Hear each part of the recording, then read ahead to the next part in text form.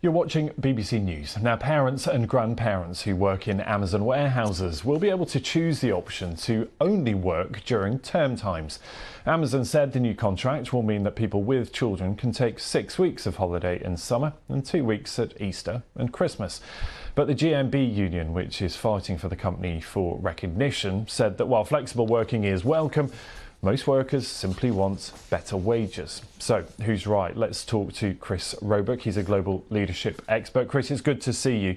That's the issue here, isn't it? It's a debate about whether this is a move by Amazon to be really flexible and attract more workers, or whether to maybe deflect a little bit of attention that it doesn't like unionised workers. I think you're absolutely right, Ben. You know, if we look at what Amazon has done in the past, they've laid off about 30,000 people globally. And this move to offer flexibility to parents and also 80-hour flexible contracts is a reflection of the reality of the employment workplace now, because one of the things that came out of COVID was we all want more time with our families and friends, so therefore we want flexibility. But it also, you know, it benefits Amazon as well. Flexibility is definitely being demanded, and particularly by Generation Z, that sort of 20 to 26, because that's what they want out of their jobs. We have to remember that obviously Amazon is not a charity.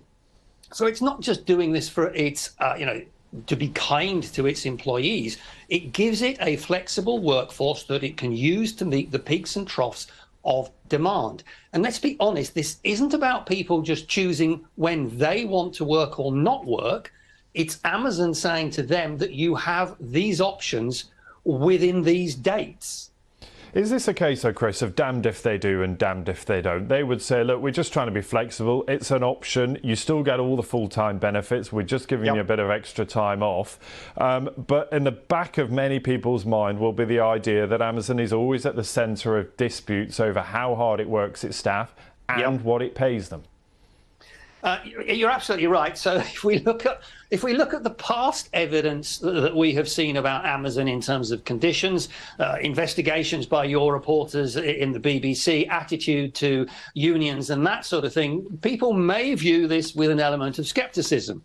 Other people may give Amazon the benefit of the doubt. The proof of the pudding will be in what happens over the next 18 months.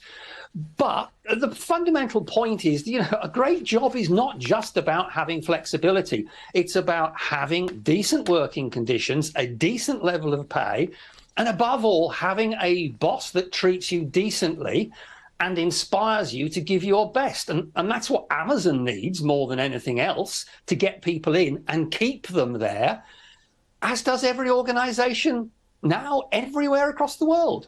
And Chris, briefly for us, I mean, do you get a sense that businesses have really caught up with the changing way that we work? We're all demanding, as you said, flexibility. We've got used to working out what's important, trying to get a bit of a better work-life balance. Have businesses kept up? Businesses are trying to move forward.